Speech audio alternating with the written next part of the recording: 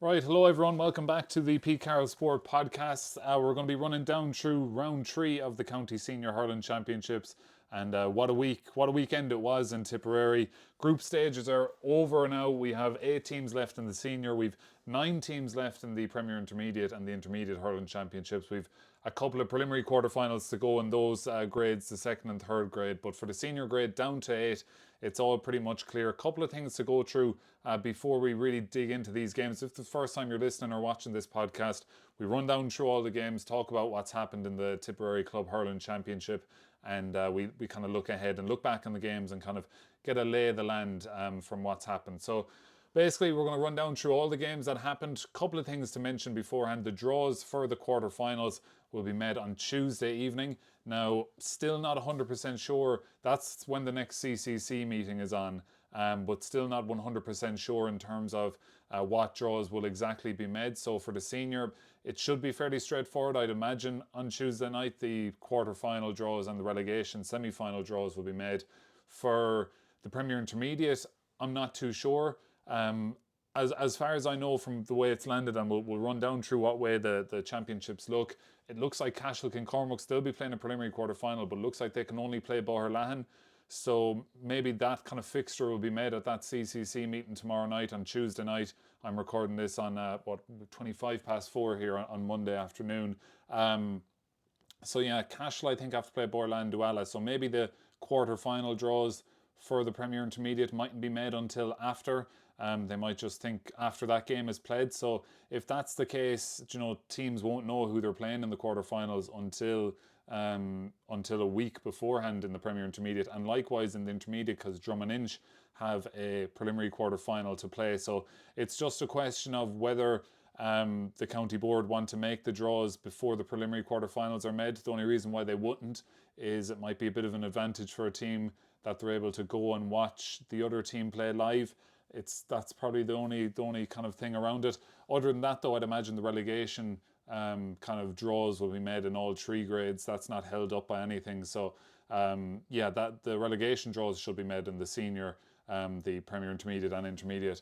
I'd imagine the quarterfinal draws in the senior will be made, and then it's just a case of the Premier Intermediate and Intermediate Hurling Championship. So that's kind of where we're at in terms of dates. Then, if you're watching on YouTube, I have them written down here. We have the preliminary quarterfinals on September the 8th, and then the quarterfinals and the relegation semi-finals are on the weekend of September the 15th. So 2 weeks from now we'll have the prelims, and then 3 weeks from now we'll have the quarterfinals and the relegation semi-finals. So loads to talk down through. I have some kind of notes written down about, it's an early championship exit for some team. You're already hearing the talk of the structure and the season, and if you're on that Tipperary supporters group on Facebook, it's often a good read.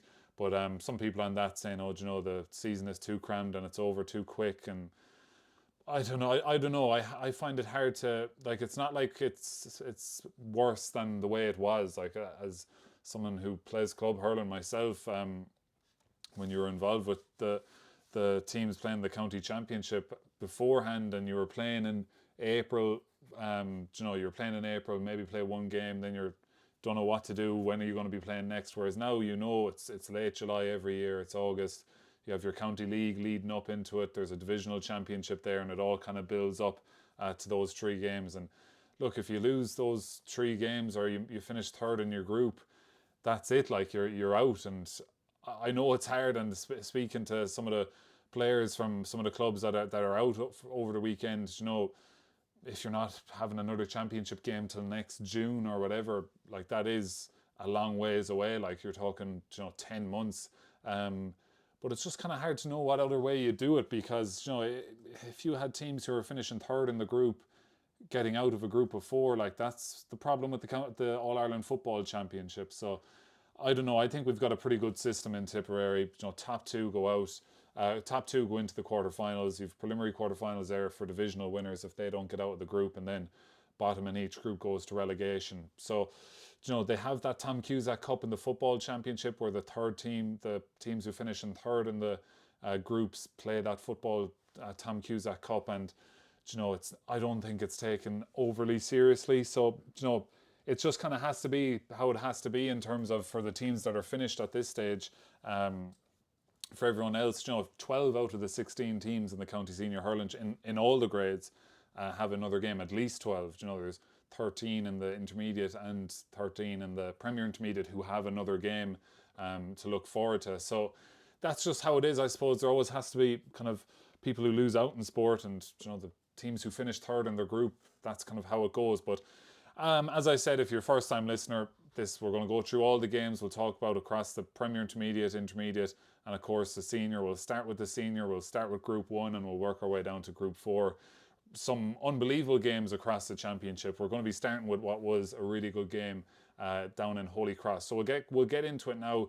As always, thanks for the support on the podcast so far this season. It's been going pretty well. I've enjoyed doing the podcast myself, and a little bit of work goes into just looking back on the games and taking notes and things like that. But I enjoy doing it. I enjoy going to the games and commentating on them and things like that. So it's kind of nice for me to kind of keep track. Once if I'm doing a county quarter final now or whatever in a couple of weeks' time on the radio, I can go back to my own notes that I've got here and kind of give myself a bit more information heading into those games. So yeah, got great reception for the permutations. The permutations sheet I done up last week, and they definitely came in handy when I was live on air myself, both in Holy Cross doing the Drum and Inch and Bursley game, and of course in Bursley yesterday doing the Nina and Lochmore game, because we'll get to that one. But those games really came down to the permutations. So a lot of people kind of got in touch about that, and just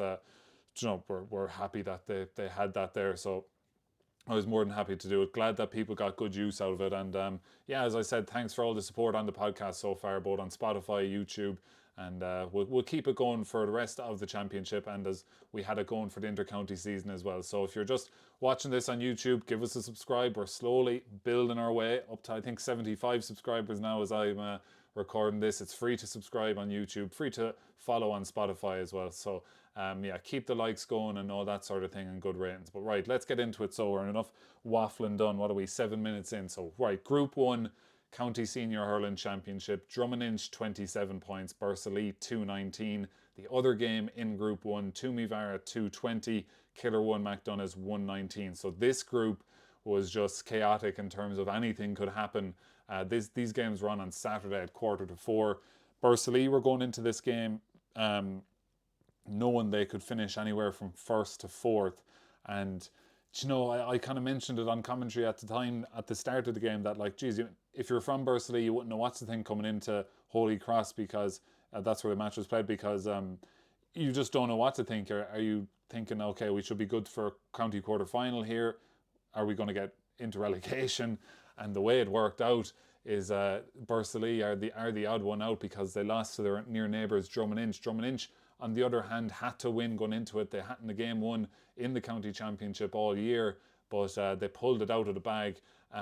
Really strong wind down in Holy Cross. Bursley made use of it, 2-10 to 10 points at half time. Paddy McCormick got the 2 goals. One of them was a big long ball down edge of the square, and like I think it came off his shoulder or something. It landed right down on top of him and into the back of the net. The other goal he got it out in the corner at the road end in Holy Cross, and his marker slipped, so he took it in one-on-one with Owen Collins, and he was coming right down the end line, and he kind of opened up on his right as if he was going to shoot it like that, but then cut back in on his left and just knocked it past Owen Collins.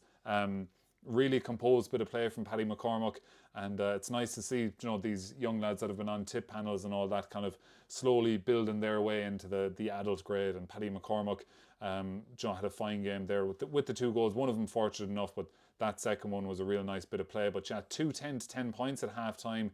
It was a kind of another slow start from Drum and Inch, but they were against a very strong breeze in that first half. So they were down by about 9 points at one stage in the first half, but they got 3 points just before half time. And we were saying it, Ken Hogan was on co-commentary with myself, and we were kind of saying it at the time that that's big for Drum and Inch to have it back to 6 going in, because if it was 9-10 points going in at half time and they were down, the heads could drop and the doubts could come in, as Ken was saying, because they had 2 losses in a row. It's very easy to kind of hang your head when you're 9 points down in the first half of a game after you're losing 2 already. So fair play to Drum and Inch. Second half, They really got it together, and you would have thought they probably would have needed a couple of goals, but that's not how it kind of transpired at all. Seamus Callan was just really, really good. 13 points. I'm not sure exactly how much he got from play, but some of the frees he got were real big time frees, because in the first half he missed a gimme free inside the 45. Wouldn't you be expecting him to score all day long? He missed that, and from that then Paddy McCormack got that goal from the long ball that landed down on top of him. So that was a real kind of momentum killer for Drummond Inch. But Seamus Callan, every other free he got, he nailed. And they only took the lead for the first time, Drummond Inch, in injury time. And it was a free on the 65 right in front of the stand, only about 5 yards in from the sideline from Seamus Callan, and he nailed it. And he was just shown for ball, and it was a real leader's performance. You might have seen the interview I'd done with him after on Tipp FM, Seamus Callan. He was kind of delighted with the effort the group put in, but kind of very disappointed that their season was over. And you know, it really probably hasn't gone to plan for Drummond Inch. There was probably a bit of internal pressure on them as well after dropping out of the football championship, and kind of, you know, you're putting your hand up there and saying we're really focusing on hurling, which does put a bit of pressure on the hurling. So it does, but you know, they got that massive win over rivals Bursley. I'll just pick up my notes here that I have from that match. My commentary notes absolutely bet us under this hardback, but just keeping track of the scores on that game, we had David Collins got 3 points, kind of a couple of big ones kind of late on the second half. Podge Campion got a massive score as well in the second half with the aid of the breeze. Mentioned on commentary, he's had a real fine season in what's been a poor season for Drum. Any of the games I've seen, Podge Campion has been very good. Seamus Callan with 13 points. Johnny Ryan with 3 scores. He started. Tommy Nolan got a point at the very start of the game and the very start of the second half. Kind of struggled in times after that. Cormac Fitzpatrick was very good. Looking at Bursalee, then Eddie Ryan had 11. Paddy McCormack had the 2 goals. 2 points each for Tom Delaney and James Devaney. Conor Kenny had a big first half, winning a lot of ball. He was the target, I'd say, of nearly every puck out with that wind. And he done well. He was taken off in the second half, kind of struggled to get on ball after that. But yeah, for Bursalee, it's going to be sickening for them. You know, if you think back to their game against Killer One in Dala, lost by a point. There was a bit of controversy at the end there. And you know, if they got a draw that day, maybe things could be different now. Well, things definitely would be different. They wouldn't be in relegation anyway, that's for sure. But that's just the way it works out. This championship, like Bursalee, won a game by, was it 2 points? Why am I guessing? I can pull it up on the screen here in front of me. I think they won their first game by 2 points. Yeah, they bet Toon by 2 points, lost by 1, and then they lost by 2. Like, so, you know, their score difference is -1. Had a, you know, real competitive 3 games, but they're into the relegation. But I don't think anyone will have any fear. It would be kind of a big upset if Bursalee were to get relegated. But still, it's not where they want to be. But yeah, disappointing one for Bursalee. I had mentioned on my notes there, if you might have seen it on the screen, that second half struggles has kind of been a thing with Bursalee this year. You know, we saw it. We saw it in their previous games there against Tumivara, against Killer One. They kind of had big leads and let them slip. They got caught against Killer One, and you know, I can't be too critical of them because they were playing against a very strong breeze and that sort of thing. But so yeah, that's them heading into the relegation semi-finals. But as I said, you probably would be fancying them to get out. Like, as I said, it would be kind of an upset if Bursalee were to get relegated, that's for sure. And it's definitely something that the Premier Intermediate teams around North Tipperary definitely wouldn't want to happen anyway. So Bursalee losing out there, but a huge win for Drummond Inch, and they stay in. They'll be disappointed. Third place is not where they wanted to finish in that group, but that's just how it goes. The other game in that group then, Tumivara 220 to Killer One McDonough's 119, and again, both of these teams probably aiming for a win. Killer One had the 2 wins going in, but they weren't guaranteed top 2 at all, because if Toom won and then if Bursalee won, it would come down to a 3-way score difference, and you can never be too sure with those 3-way score differences. But yeah, it was a bit of a stop-start first half. This game was played in Nina. Toom were up 12 points to 1-8 at half-time. Keane Darcy scored the goal. I have written down class Keane Darcy goal into the top corner. Long ball snapped by Keane O'Kelly, and he was popping off the kind of, Keane O'Kelly caught it back to goal, popped it off to Keane Darcy, and he just lettered it. He's really, really good finisher is Keane Darcy. So but it was still Toom winning by a point at half time, but Killer1 had the breeze in the second half. So kind of any ball winning and things like that from Toom would be really important. And Darren McCarthy, I think I say it on every podcast, anytime I'm talking about Darren McCarthy, he is wise beyond his years. Like, he's still only, 18, 19 years of age, probably just turned 19 now, I'd say. He won the penalty. It was a long ball coming in. It really got kind of, the ball hung up in the air, and him and his marker, I think it was James Cleary who was on him, were kind of expecting it to land right on the goalie, and they were kind of running in towards the goals, and then Darren McCarthy kind of looked up and saw the ball was coming right down on top of him, and he ended up catching it, and James Cleary pulled him back, and it was a penalty, and Darren McCarthy took the penalty and buried it low into the back of the net. So that was a big moment in the game. Other kind of big moments then, Adam Hall's goal was kind of massive on the 54th minute. Again, that was a long ball in.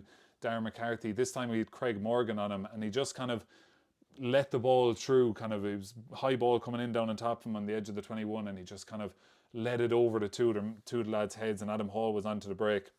And he actually finished it kind of one hand, threw it up and just struck it one hand into the back of the net.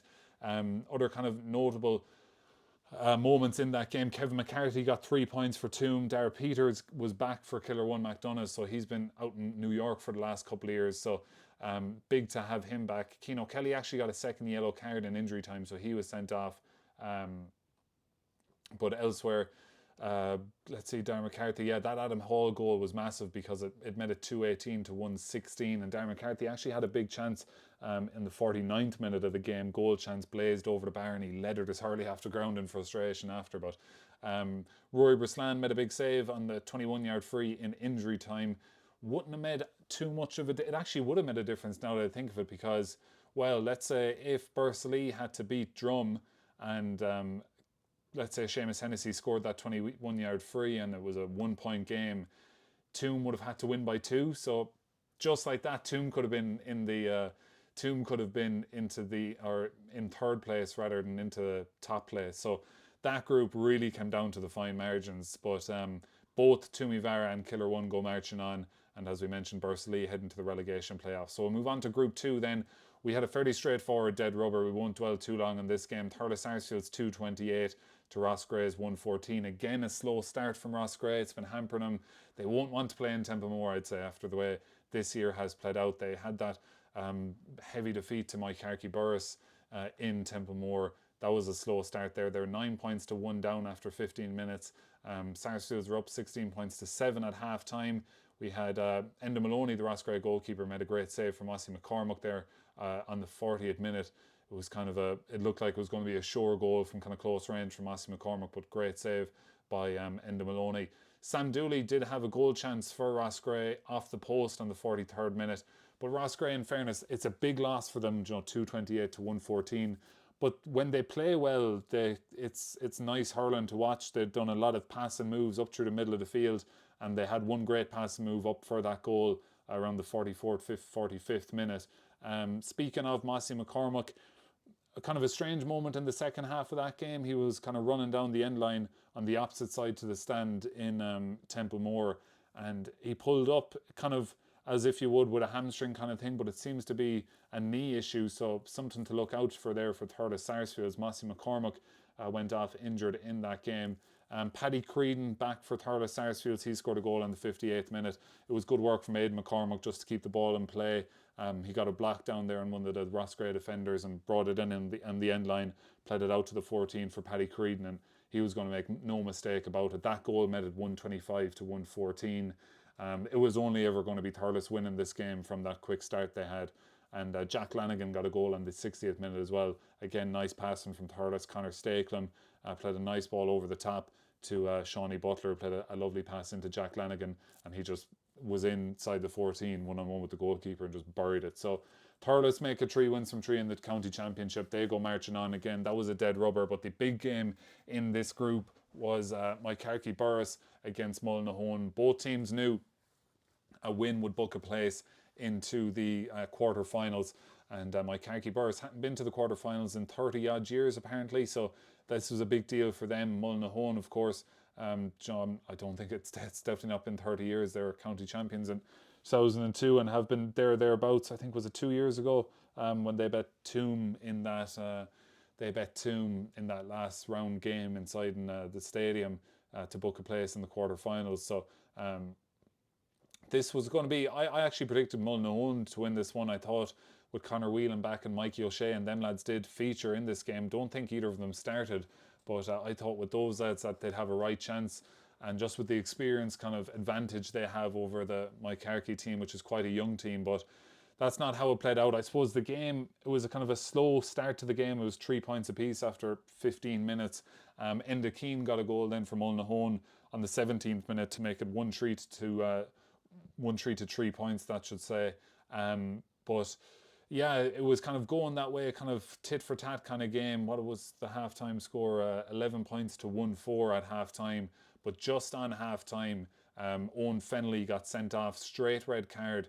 Nasty injury for Jack Hayes, young lad playing for Moycarkey-Borris, running down the end line, kind of broke a tackle, cut in.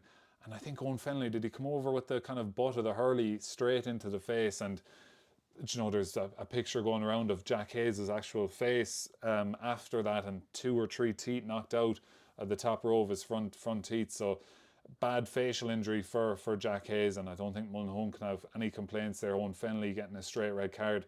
Hopefully Jack Hayes gets well looked after, because that's a real nasty injury you don't like to see. And I think he's still in school, like, so he's still very, very much a young player. So wish him all the best of luck. The big moments in the game, second half, Max Hackett. Great to see him back, kind of flying fit as well. He's had his injury struggles over the last few years, but 2 second half goals. The second goal kind of really finished off the game. 2-16 playing 1-8. One of the goals he got, he was in 1-on-1 from the angle, took a shot. Owen Kelly saved it. The ball was there again. He kind of flicked it again and into the back of the net. And the second one was cut in on his left hand side, kind of central position, and then just lettered it into the top corner. So Max Hackett in good form there. Joe Egan and Kyle Shelley only came on for Moycarkey, so that's a big win for them. Being able to bring on 2 really good forwards there. Mullinahone's second goal came, it was garbage time, as they'd call it in NFL. It was kind of, the game was over, but Éanna Ryan, it was some goal in fairness. He's about 35-40 yards out, I say, when he struck it. And hard ground and Cashel lettered it into the back of the net, kind of low bounced. It's not one, county goalkeeper Reece Shelley, it was more of a great shot rather than a mistake or anything like that from Reece Shelley. And Reece Shelley got 2 points, I think, in the game as well from long range frees. So as I said, massive win for Moycarkey-Borris. They go into a quarter final for the first time since, they said on the Clubber commentary, approximately 30 years. So you'll see the group stages there. So it's Roscrea heading into the relegation in Group 2. Thurles top the group. Moycarkey finished second, and Mullinahone's year finishes in the group stages this year. So moving on to Group 3 now of the County Championship. The games in this were really entertaining games. Like this group was chaotic yesterday. I was on commentary duty for Tipp FM in Bursalee for Nina against Lockmore, and luckily I had my permutations sheet on me. I think it's probably in my bag there now, but I had it on me while the game was happening, because this was twisting and turning, especially the last 10 minutes. Nina took the lead with 10 minutes to go. Jake Morris penalty, so that pushed Nina in the lead. And then at the same time up in Templederry, Lura were keeping it into Holy Cross. There was only a point or two in it.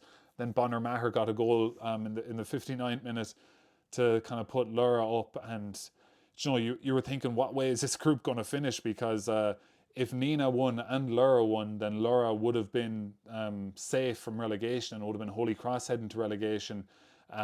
It was just chaotic. I'd say if you had live as it stands of the group, Lura would have been safe maybe 5 minutes before the game finished. When Kieran McCormack came on and got that goal for Lockmore.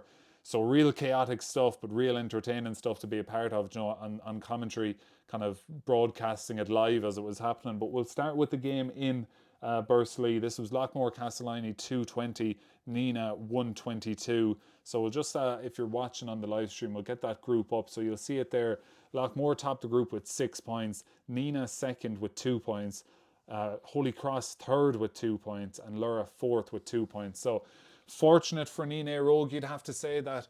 You know, they go through with only 2 points, but that's just how it goes. Lura go to the relegation with 2 points, so unlucky for them. But that's just the way it goes. It came down to a three-way score difference between Nina, Holy Cross, and Lura. And you know, you can see Lura's score difference there. It's just that game against Nina for Lura, 7-28 to 3-7.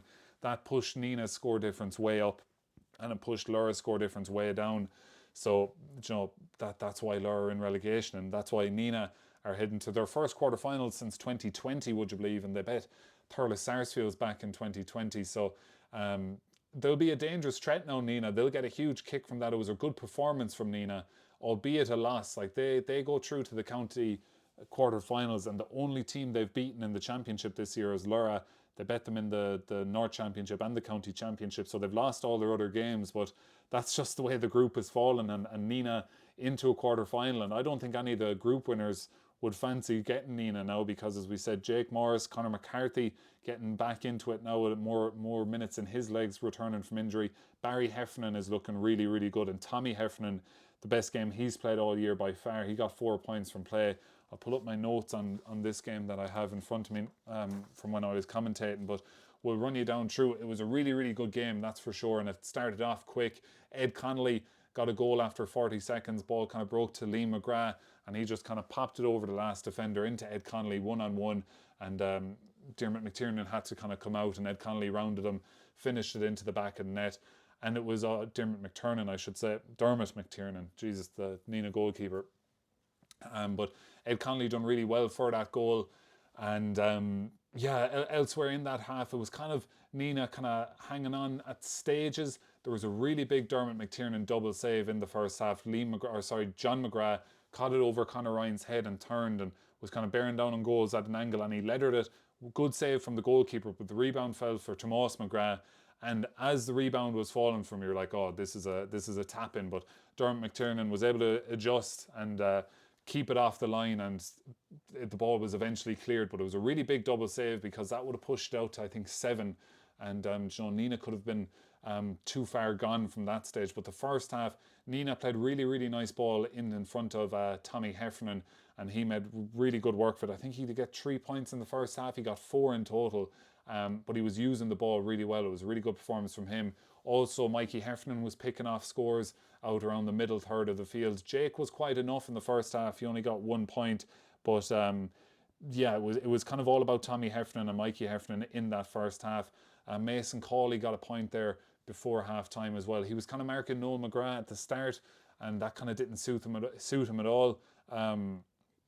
John Mason Cawley's better, I think, kind of facing the ball and just going after the ball rather than kind of doing a man-marking role out around the middle of the field on Noel McGrath, which is very difficult to do. I think Sam O'Farrell switched over onto him, and Noel McGrath is just playing this kind of role where he's just in around that middle third, sweeping, going back to defend when he needs. He's always there for the defenders to pop him out a ball, and it's just, you could see him playing that role for 10 more years, like, John, because he's so good. He ended up with 2 points himself.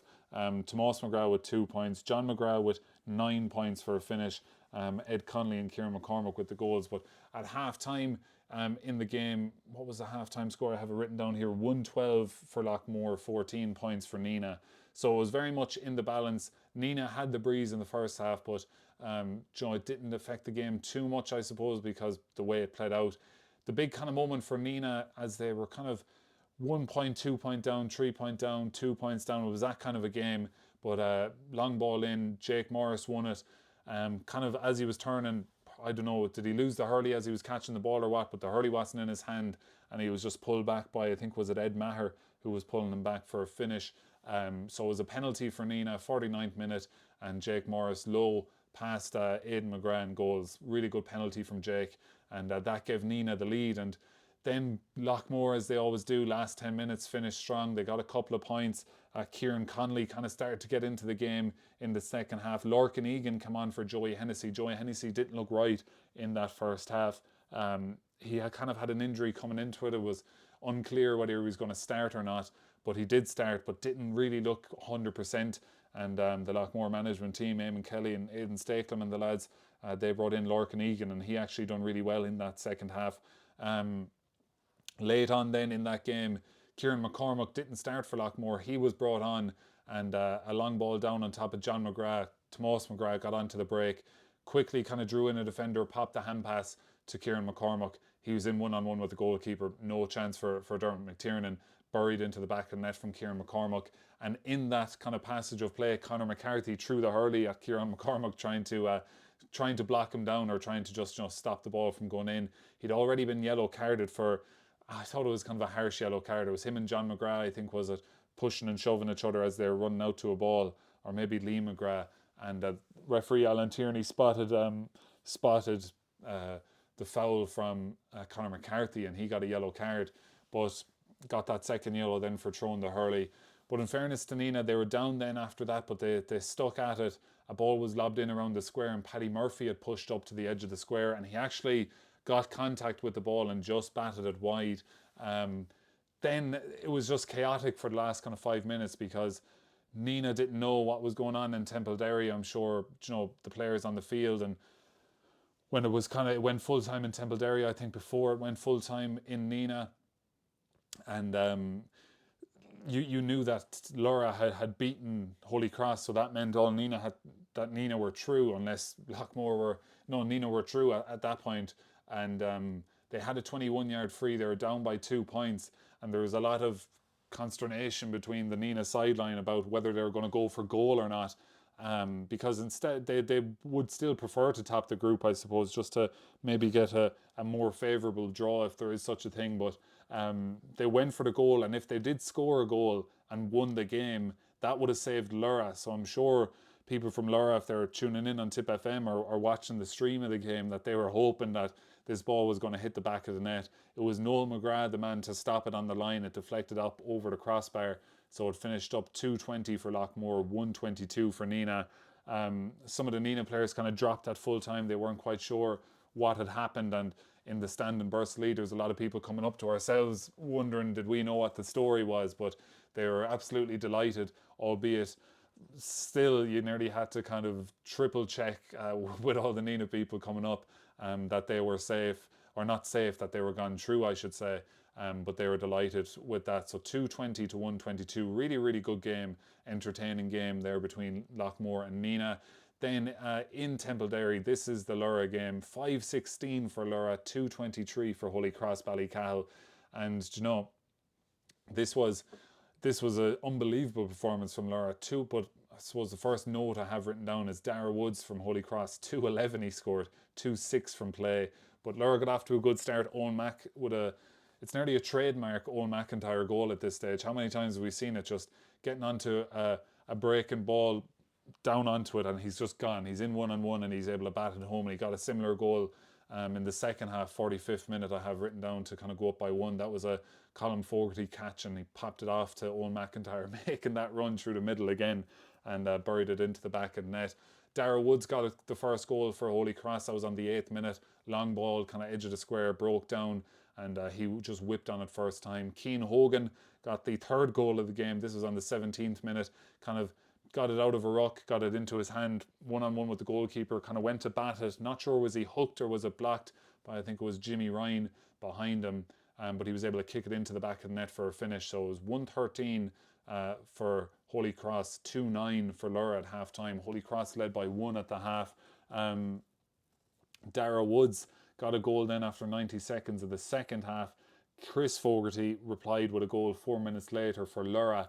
And this was I have scandalous pass by Bonner written down. You nearly need to go on to Clubber and watch back the pass. 34th minute, second half, Bonner Maher. It's just he had a similar pass against Nina, where he just played a ball across the edge of the 21. This one was just the touch on the pass. It was like a nice chip playing golf, like just lovely touch, lovely feel. Just popped it into the stride of Chris Fogarty, and he buried it into the back of the net. I suppose the disappointing thing for Holy Cross is a draw or a win would have been enough for Holy Cross, given that Nina were bet. and they just kind of, the scores kind of dried up for them in the last 20 minutes. Just 5 points they scored. Meanwhile, Lura scored 2-3 in that time. So, and they're obviously going to be massively disappointed conceding 5 goals. I mentioned that second Owen McIntyre goal that put Lura up by 1, but Holy Cross came back at them and went back into the lead with a couple of points themselves. But then Bonner got his goal, the first goal of the game. Long ball down, was it Michael Dolan, I think, who it was a long range free, kind of edge of the Lura D, dropped in around the square, and Bonner was there to kind of catch it, already kind of on the turn and running down towards the end line. Just absolutely kind of roofed it past Ewan Burke. Nothing he could do about that one. And yeah, at this point then, it just descended into absolute madness. The last kind of 5 minutes of the game, Holy Cross were going to try and get a goal, and they lobbed the ball in around the 21, or they took a 21-yard free, and it went out for a 65, and lobbed in the 65. Ewan Burke, the goalkeeper, had gone up to try and get something on it. Went actually short to Brian O'Mara, and he kind of lobbed it in, or did he drill it in then from the 45, and it was just kind of bouncing in around the square, and it was cleared, and then it was blown full time. Lura had won, and some of the Lura players were jumping up and down because they weren't sure what had happened, whether that was going to be enough. Unfortunately for them, it isn't. It's real disappointment for Lura on one hand, but I'm sure if you're talking to Ken Hogan or Shane Brophy or the Lura management team, they'll be bitterly disappointed that they have to go into relegation now, because it is a really difficult kind of relegation with the 4 teams that are in it. But they will be very much happy with the performance that they put in, the win over Holy Cross. It's a kind of first win up senior for a long time for Lura, and they'll feel like they'll have a bit of momentum going into the relegation, rather than if they were to lose to Holy Cross, there's no momentum. It's hard for the players to get up for the relegation off the back of 4 straight defeats it would have been in Championship hurling. So big win for Lura, big disappointment for Holy Cross. They're out of the Championship now, and they'll be kicking themselves, I think, after beating Nina in round 1. They would have thought, right, we're going to have a right chance of getting out of this group, but Lura had different ideas, and a brilliant performance by Lura. And Dara Woods, it's kind of have to be sickened for him scoring 2-11, 2-6 from play and coming out in the losing team. But that's how that group finishes up. Lockmore first, Nina second, Holy Cross third, and Lura fourth. So moving on now to the Senior Championship. I do need to take a sip of water, and I know listeners hate when I take a sip of water. I might be able to pause it on the stream. I'm not sure if I'm able to mute my mic on the actual podcast. I'll live without it. For the sake of the listeners, I won't take a sip of water. Right, we'll stay going. What are we, 37 minutes into this? Right, Group 4 of the Premier, or the Senior Hurling Championship. Killenaule 230, JK Bracken 16 points. This game was on in Dala. Huge result there for Killenaule, and it's a huge disappointment for JK Brackens. I know they went into this game already through guaranteed top 2, missing Paddy Cadell, missing their fullback Cathal Scully. I think they might have been missing one other player, I can't think off the top of my head. But with that said, that's a huge momentum killer. They had so much momentum built up, I suppose, after 2 unbelievable performances against Templederry and Killenaule, and we were kind of saying that this is going to be a true test of where they're at, their play style and things like that. How would it work? But I know they're missing lads and things like that, but that's a bad beating now. That is a bad beating, and it's hard for the players to kind of get up off the ground after that. We saw it last year with Drummond. Remember, they were bet well by, oh God, who bet them in the last round last year? Was it Mullinahone off the top of my head? I can't know. Or was it actually JK Brackens? Yeah, it was JK Brackens who bet Drum last year in a dead rubber in the last round of the group stages. And that kind of took a bit of momentum away from Drum. And that's kind of the fear I have with JK Brackens now, that they're in such good kind of winning form after the first 2 games, that a big defeat like that, they could be vulnerable come the quarterfinals. But Shane Keegan and the JK Brackens management team have done a great job so far, but it's just maybe they're a little bit one-dimensional there in difficult conditions. They really committed to the short ball again. They kind of stood off the Killenaule puck out, even though Killenaule were playing into a gale and things like that, and made it a little bit easy for Killenaule, and it was a little bit standoffish from JK Brackens. So that's not what we saw from them at all in the first 2 rounds. So I wouldn't be underestimating them, though, if you're one of the teams listening, that finished in the top of the table, and you could be drawn against JK Brackens. There'll surely be a kick in them, but I just fear that they'd lose a bit of momentum there. But for Killenaule, they kind of knew that it was going to be a long shot for them to miss out on going through, but still they had to go out and kind of get a result, and they did just that. Between Paul and Alan Flynn, they scored 1-12 between them. Paul Flynn's goal on 20 minutes, kind of in one-on-one with the goalkeeper, finished low past him. That was on the 20th minute. It made it 1-8 to 6 points against the Breeze. And then 3 minutes later, a great goal from Brian Malachney. Billy Seymour caught it, popped it off to Alan Flynn. He passed it into Brian Malachney, and he finished it. That made it 2-8 to 7 points. And 2-13 to 10 points was the halftime score. So playing against a gale force wind, Killenaule were, they were up 9 points at halftime. So you kind of knew it was a long shot there. Shane Doyle did get a really nice sideline for JK Brackens just before halftime, kind of a trademark Shane Doyle sideline. Jordan Maloney is an injury worry now for JK Brackens. He just kind of collision in the middle of the field into his chest, and that was halfway through the second half, and he just went down straight away. Play continued, play eventually stopped because he seemed to be in a bit of pain, and he went off, kind of looked really in pain, kind of going off the field, so you'd worry a little bit about Jordan Maloney. Jack Kennedy, the Tipp senior footballer from JK Brackens, he's in goals for their hurlers, made 2 brilliant saves from Billy Seymour, so Billy Seymour will be cursing him, but he won't mind too much. 230 for for Killenaule.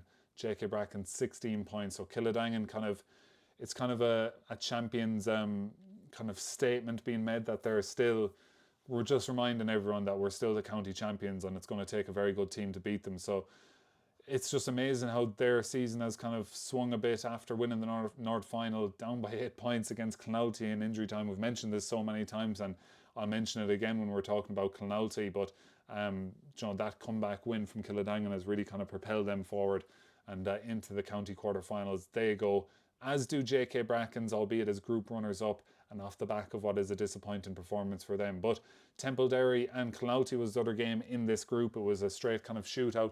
Killenaule had the off chance of going into the top 2, but they would have needed to hope Brackens bet Killenaule, and Killenaule would also have to overturn like 26-point score difference. So it was going to be a bit of a long shot. This is more of a relegation kind of quarter final rather than a chance of Killenaule getting out of the group.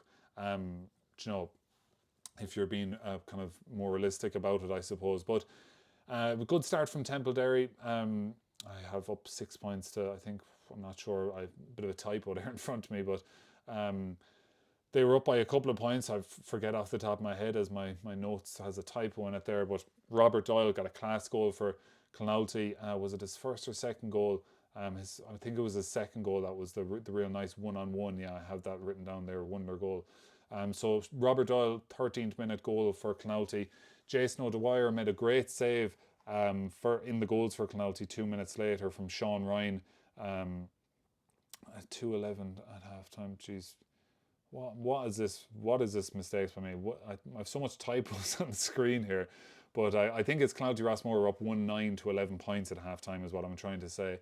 And it was a great save from Jason O'Dwyer from Sean Ryan, running down the end line in the rag at the clubhouse end at the stand side, and just a real nice save from Jason O'Dwyer. Paddy O'Leary, the big number 11 for Templederry, got a goal on the 37th minute. It was kind of a real mix-up at the back for Killenaule. One of their defenders had it, and Jason O'Dwyer, the goalkeeper, had kind of left his line to come out the end line to offer himself for the hand pass so they could clear their lines, but the defender kind of spun into Paddy O'Leary. Paddy O'Leary knocked the ball out of his hands, and he was able to just kick it into the back of the net to an open goal. So at that point you were thinking, Jesus, Templederry could save their bacon again like they did in the last round last year when they bet Holy Cross in round 3 to kind of avoid relegation, and that put them 113 to 110. But after that, it was all Killenaule Rossmore. They got the next 5 points before Robert Doyle scored that goal, put the ball on his hurley, ran in with it and just rifled it into the back of net. Really good goal from Robert Doyle. I think he was asked to go in with Tipp maybe last year or the year before, and just he didn't go in for whatever reason, but he's one of those players now. If I was doing like a Liam Cahill, who should be on his radar from the championship so far, Robert Doyle, although his championship has ended now because Killenaule finished third and didn't have a West Championship, and we'll mention that in a second. But Robert Doyle, really kind of fine player, and you can kind of play him anywhere. He's got real kind of directness about him, and I'd like to see him kind of in there with Tipp to kind of, you could make something out of him. I think Robert Doyle, really good player, real direct. I love watching that kind of player who just kind of thinks about goal. And he got two there. That was his goal in the 42nd minute. That made it 2-15 to 113. And yeah, you know, it was 113 to 110. They made it 2-15 to 113. And you know, it was 1-6 without reply after Templederry's goal. Jack Ryan for Killenaule got into it in the second half, started winning a lot of ball, win a couple of frees, and Stephen Ferncombe, absolute bullet of a goal from him into the top corner. That made it 3-22 to 119, and really kind of finished the game off. That put them up by 9 points. So Killenaule, it's disappointing for them, you know, missing out.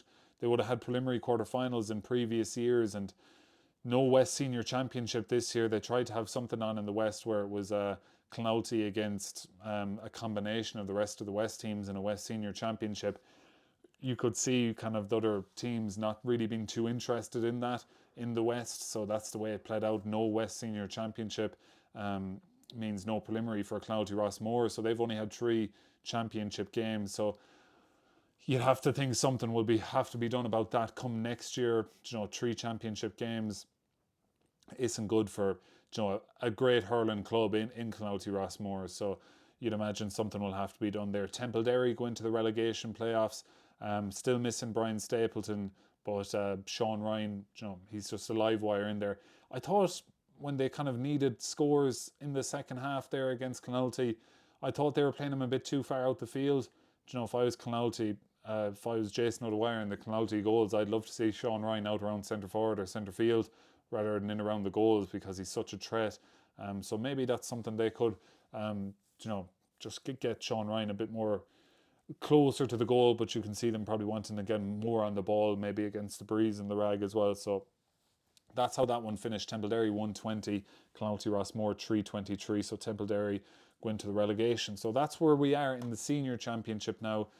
Down to 8. There's going to be no preliminary quarterfinals. The group winners are Toomevara, Lockmore, Castleiney, Thurles Sarsfields and Killedangan. All 4 of those teams were in the were seed 1s in their group. They were the 4 semi-finalists last year. So it took a bit of messing to get there, but it kind of went as you may expect, or as it would have been favoured, I suppose, in terms of who finished the top of each group there. Runners up then, we've Killer1 McDonough's, Nina Aerogue, Moycarkey-Borris and JK Brackens. So Brackens would have been in a county quarter final 2 years ago against Upperchurch, were beaten that day. Upperchurch were beaten then by Killer1 in that semi-final. So Nina haven't been to a quarter final since 2020 when they bet Thurles Sarsfields. Remember, that was a kind of an early blitz by Nina, and Thurles scored was it 3-12 to 8 points, something like that off the top of my head that day. Elsewhere then we have Killer1 McDonough's. They're back into the knockout stages, the champions from 2 years ago. They were in a relegation semi-final last year, so they've done well. And Brackens, like, they were in the relegation final last year, so they went from, you know, narrow loss in a quarter final 2 years ago to winning the relegation final last year to being back in the quarterfinals now. And then we have the relegation of Bursley, Lura, Templederry and Rossgrey. So an all North Championship, a mini North Championship relegation playoff there in the Senior Championship. I'm going to have water. I have to. I'll be able to mute myself on the stream, or not the stream, on the YouTube. So I'm going to do that now. And apologies to listeners on Spotify. So really, really sorry about this. And we'll mute myself here on YouTube for a second.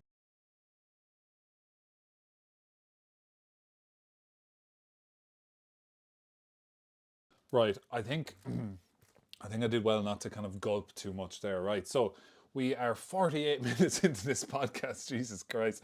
Right, this is going to be probably one of the longer ones because there's so much on the line on a lot of these games. But, you know, for the next podcast, there won't be as many games to go down through. Right, so let's go on to the Premier Intermediate now. Group 1, Silvermines 120, Carrick. Oh no, we have to go through our predictions actually. We'll go through our predictions here for the Senior Championship games. So I went with Toom to beat Killer1. They did. I went with Bursley to beat Drummond That didn't happen. I went with Killedangan to beat Brackens. That happened. I backed Killenaule to beat Templederry. I went with Lockmore to beat Nina just by a point for a finish. I went with Holy Cross to beat Lura. Lura showed me up there, and what a performance that was, 5-16 from them. I backed third at Sarsfields to beat Rossgrey, and I went with Mullinahone to beat Moycarkey. But it was, of course, Moycarkey doing it. That Owen Fennelly red card definitely didn't help Mullinahone's chances. So I think we got 5 out of 8 of the senior championship. As I said when I was making my predictions, I was in no way confident in my predictions whatsoever. So I definitely would have taken 5 from 8. Right, let's go into the senior Premier Intermediate Championship. Premier Intermediate Championship. Silvermines 122, Carrick Swan 23 points. This was a dead rubber. We'll try and go through these games a little bit quicker. This was a dead rubber. Silvermines got the win. It was a bit of a rotated Carrick Swan side. Didn't have Gavin O'Halloran playing. As I watched bits and pieces of it, I think their number 16 was in goals for Carrick Swan. So they did make a couple of changes. But massive win for Silvermines just to get a bit of momentum as they head into the relegation playoffs. Probably similarly to Lura.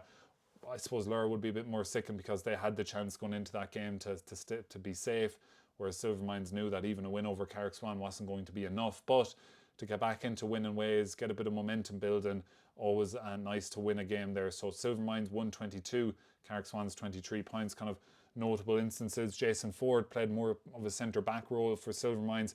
Mikey Corcoran got their goal on 37 minutes. The other game in this group then was a win and into a second place position, into a quarter final. Upper Church Drumban knew that even though if they lost they would have had a preliminary quarter final, but they would have wanted to win. Ballina knew that a win would put them into the quarter final, whilst the loss would have ended their year in the hurling. And it was Upper Church 419 to Ballina's 15 points. 2 goals from Pat Ryan, one from Paudie Green and the other from Diarmuid Grant. Upper Church were up 110 to 9 points at half time. They really kind of turned it on there in the second half. There was no Stephen O'Brien for Ballina. Not sure they'd own power play, but from the bits and pieces I watched of it there yesterday evening, Ballina just kind of need a consistent free taker. They had Michael Breen taking some of them, Jack Collins taking some more of them, but it's kind of been something that's hampered them throughout the year. Just having a real solid kind of free taker, because Jack Collins is good with the long range ones, kind of so is Michael Breen, but when it comes to those, intermediate, places on the field, between, let's say, the 45 and 65 out at angles and things like that, you kind of really need a good nailed on free taker. So Ballina's hurling season is over, but they will be playing Upper Church Drumban in a must-win game in the football next weekend. The other game then that was group 1. I've group 2 written there, but that was a group 1 game. So Carrick Swan topped the group, Upper Church second, and Silvermines go into relegation. Carrick Swan maybe lose a little bit of momentum from that. They were flying at beating Upper Church, beating Ballina, and then maybe just lose a bit of momentum, but they can always fall back on that. They had kind of rested and hadn't played their full deck, let's say, but still they wouldn't like to be losing games either. But on to Group 2 of the Premier Intermediate. As I said, we'll try and fly through these. Cashel King Cormac's 316, Éire Óg Ana Carthy 25 points. I'm just going to skip over to my predictions. I predicted a draw. I'm always going to gloat a little bit about predicting a draw because they're harder to predict, but these teams had a draw earlier in the year, so it wasn't Nostradamus stuff whatsoever, but they had a draw in the West Final before it went to extra time. But Cashel 316, Éire Óg Ana Carthy 25 points. Darren Mooney had a penalty saved by Aaron Brown in this game. Dave McGrath goal for Cashel, then the first one straight after. So Darren Mooney up the field, the goalkeeper for Éire Óg Ana Carthy, come up the field to take a penalty. Brilliant save from Aaron Brown, and Cashel went down the other end and Dave McGrath scored a goal. This was a really kind of good game, real kind of high quality scores. Devin Ryan scored a goal in the 52nd minute. Just a great run from Owen Connolly, popped off the hand pass. Devin Ryan finished it, and Ger Brown goal on the 60th minute to level the game. I think the sides traded a point each after the goal, but that's big news. Ger Brown back for Cashel, because we're kind of led to believe that with that elbow injury he had, I think he might have had surgery on it. We're kind of led to believe that he was going to be out for the season, but Ger Brown is back, and that's going to be a huge push on now for Cashel, who I've been mentioning, young coming team. They miss out on the top 2 in this group, but they do have a preliminary quarter final, and that's going to be against Borhala and Duala. We'll talk about that in just a few minutes. But 316 to 25 points, Éire Óg Ana Carthy topped the group. The other game in that group then, Gertnahoog Glengool against Moyne Temple Tuohy. And in fairness to Moyne Temple they really put it up to Gertnahu. Gertnahu would have been favourites. Moyne playing kind of much better, although they're going back to the relegation semi-finals. They're playing much better, I think, this year than they were last year. Even that game against Cashel was pretty close until very late on. And I think was it 7 points or that they lost Éire O'Connor for a finish. But Gerard O'Connor had just a really, really good game. I'll try and see, did I chalk down how much he scored in total? I think he scored 15 or 16 points out of Moyne Temple 2. He's 20 points. Good few of them from play. He was winning frees as well. Really good game there from him. Conor Bowe did kind of burst forward for a couple of points himself in the first half. Yeah, Gerard O'Connor got 10 first half points, 4 from play. Conor Bowe got 2 in the first half as well. It was Moyne Temple 2 winning at half time, 13 points to 11, and they started the second half very well.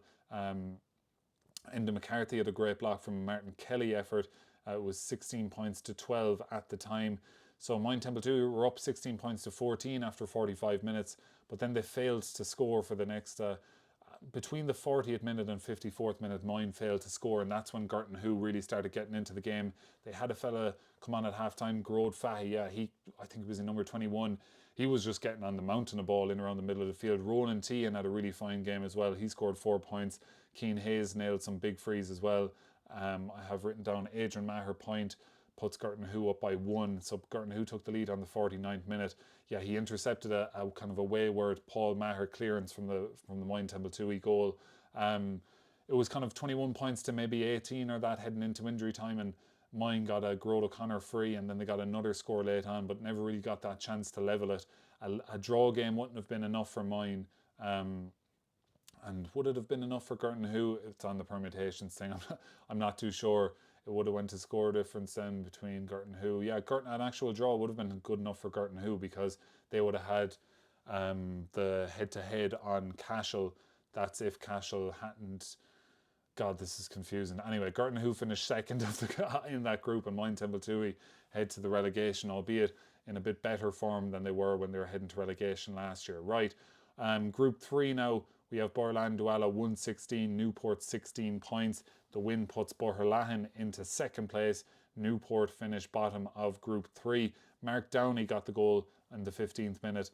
Great take from him, turned, finished high past Paul Hogan. 1-8 to 5 at half time. Borherlahan led that game. Cian Flanagan was the best of the Newport performers from just the skipping through the game I saw. He got 5 points in the game, and in fairness to him, Newport always get 100% from Cian Flanagan. So be interesting to see how Newport get on in these relegation playoffs. They survived by literally an inch last year with that 21-yard free from Portroe that was stopped on the line in the relegation final.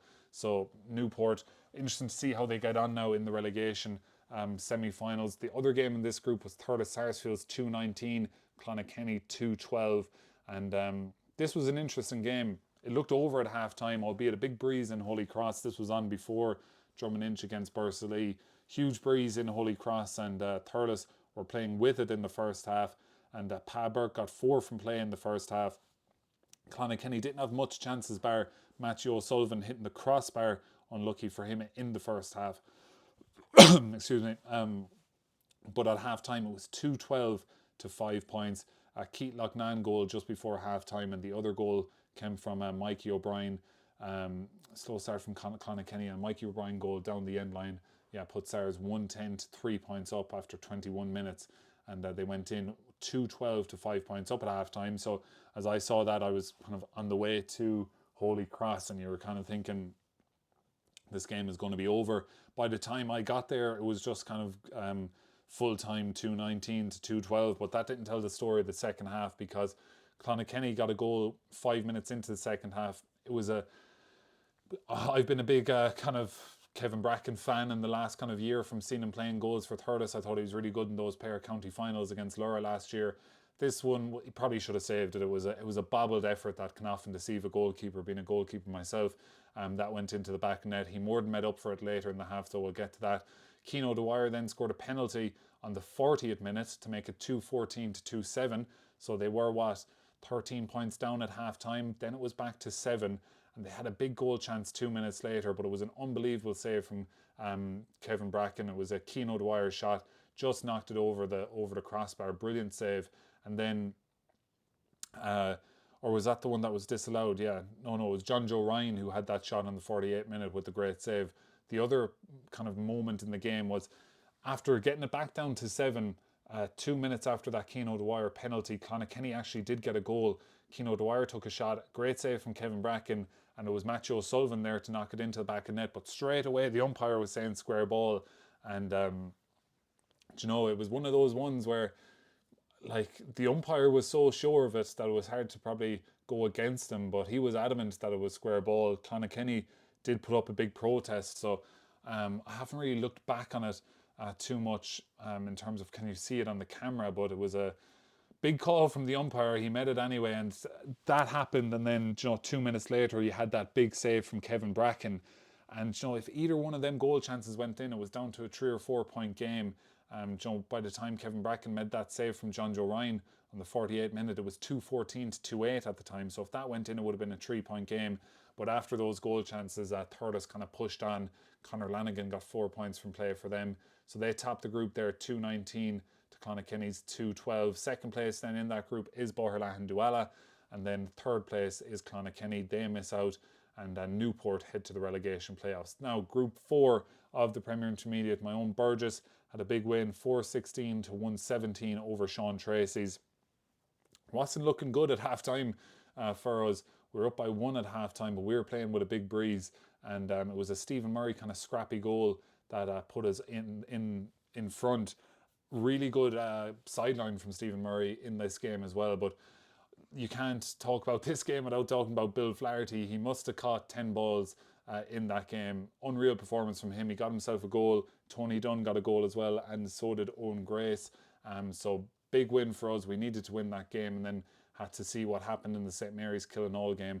Anything but a Killenaule win by 3 points would have meant that Burgess would have went through. So we were happy enough with that, leaving from Templederry on Friday evening. The other game in that group then was St Mary's against Killenaule, and they played each other in the South Championship. Killenaule won well that day, albeit St Mary's were missing a few, but Killenaule in the head-to-head between these two teams, I think St Mary's hadn't beaten them since 1997, I think it was, or something like that in the championship. So you're kind of thinking going in, Killenaule should have enough for this one, but that's not how it went at all. It was a slow start, only 4 points to 2. St Mary's in the lead after 15 minutes. Joe Dwyer did have a goal chance in that first half. He was hooked, and then a brilliant Mary's block on Paddy Fian and another hook on the rebound kept a goal out on 17 minutes. So St Mary's defence were kind of living on the edge in those first kind of 20 minutes, but they kept out the goal chances. Peter McGarry was really, really good in this game. He scored 4 points in the first half. Mary's were up 9 points to 7 at half time. But the big moment was the goal on the 46th minute. Brilliant Peter McGarry run down through the middle. Hand passed it off to Niall Hochter. He finished it. That made it 112 to 10 points. And Peter McGarry in total had 5 points. Rory Lahey returned. He came on. Enda Dunphy with 4 points, I think he got, the goalkeeper from St Mary's. That's becoming a common theme for this St Mary's team, is Enda Dunphy scoring points and long range frees and things like that. But there was a bit of controversy with 2 minutes to go. Killenaule were down by 5. They took a shot, and the fellow who took it looked like kind of clotheslined as he was taking the shot. But no free was given. Tom McGrath was ref, and I was talking to Tom yesterday. I should have asked him about it, but no penalty was given. So it's a disappointing loss for Killenaule. They had that good win over Sean Tracy's. They played really well in the game against Burgess. That was a game that really could have gone either way up in Templederry. And I just said that to them, look, I don't know why they gave the game to my Rovers in the football, but remember I was saying it could just be a bit of a bad omen or that kind of thing. I don't know.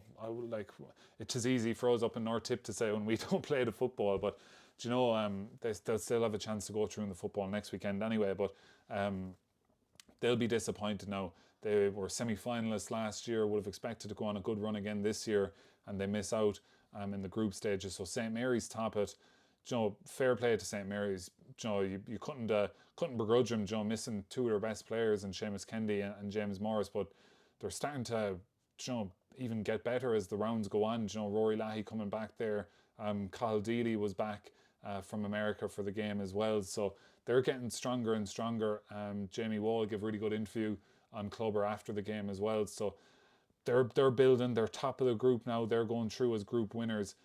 Ourselves are going through as group runners up, and Sean Tracy's are heading to the relegation semi-final. So that's how the Premier Intermediate is looking up. The group winners: Thurles Sarsfield, St Mary's, Erogan Carthy and Carrick Swan. Runners up are Upperchurch, Drumban, Borlahan Duala, ourselves and Gertnahu Glengool. But there will be a preliminary quarter-final, Cashel King Cormac's, and as far as I make it, they can only play Borlahan Duala. They can only be drawn against runners up, so they can't play Gertnahu because they're in their group. They can't play Burgess or Upperchurch because they're divisional winners, and that means they can only play Borlahan. So that will be confirmed on Tuesday night, but that's how I make it anyway, in contact with people in the CCC before the round of games, and that's what they were saying as well. So it looks like it's going to be Cashel against Borlahan in that preliminary quarter-final. That will be on the weekend of September the 8th. And then the relegation playoffs. 3 of these teams were in relegation last year in Sean Tracy's Newport and Moyne Templetooey. Silvermines are in there as well this year. So we'll see how that goes. We've got a West team, 2 North teams and a mid team there. So we'll see how those relegation semi-finals go. This is going to be our longest podcast ever. I need to keep this going. Right, Intermediate Hurling Championship, Group 1, Kappa White, similar to Nina. They finish on 2 points, but they get themselves out into second place with this win over Killenaule Rossmore, 316 to 15 points. And Kappa White finished second on score difference, as I've written down there. Dara Duggan goal on 13th minute, David Buckley goal on the 26th minute. It was 2-3 to 8 points, and there was 2-4 to 8 points at half time. Dara Duggan, his second goal on the 49th minute. It was a great run, saved, then rebound in to make it 3-9 to 111. Killenaule are safe though. This is Killenault's second team up from Junior A this year, so they'll be delighted because Golden Kilfeacle had a 218 to 12 point win over Ballybacon, and the score difference between Kappa White, Killenaule and Ballybacon means that despite Ballybacon's first round win against Kappa White, wasn't it, or was it against Killenaule? Let me just get that up. But despite that first round win from this is the Premier Intermediate, Ballybacon. Despite that first round win, they're heading into the relegation zone. So let me just get that up there. Ballybacon on the first round. Who did they beat?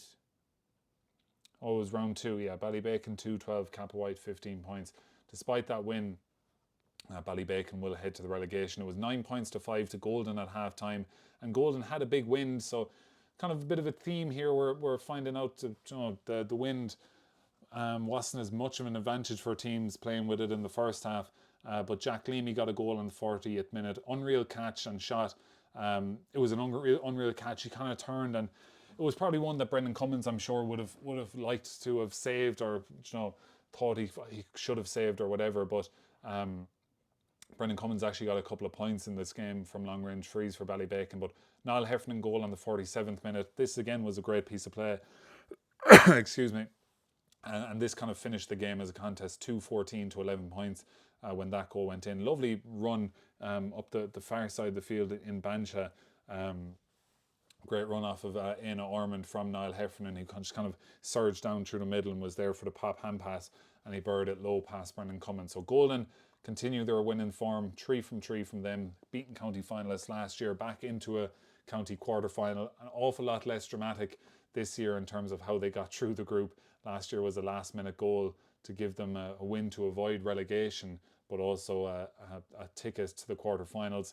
This time they had their ticket booked much earlier for the quarterfinals. So Kappa White will join them there in the quarterfinals. They finished second. Killenaule, second team, they're safe, and Ballybacon head into the relegation zone. So Group 2 of the intermediate then, Ballingarry and Skeena-Rinky was postponed, or not postponed.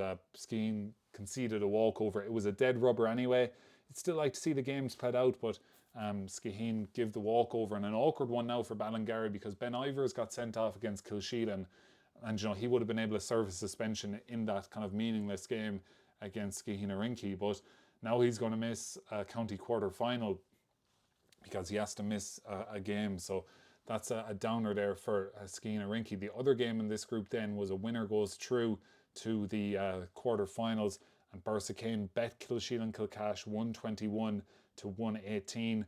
There was a goal for each team after 5 minutes. Mark Stokes went off injured for Kilsheelan, and they're already without Mark Keogh, who missed out through suspension.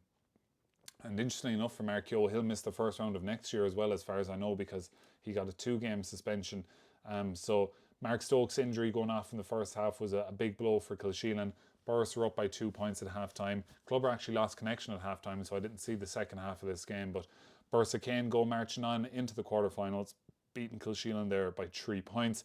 Group 3 then of the County Intermediate Hurling Championship, and there was a surprise result here. Shannon Rovers 116 to Portro's 114.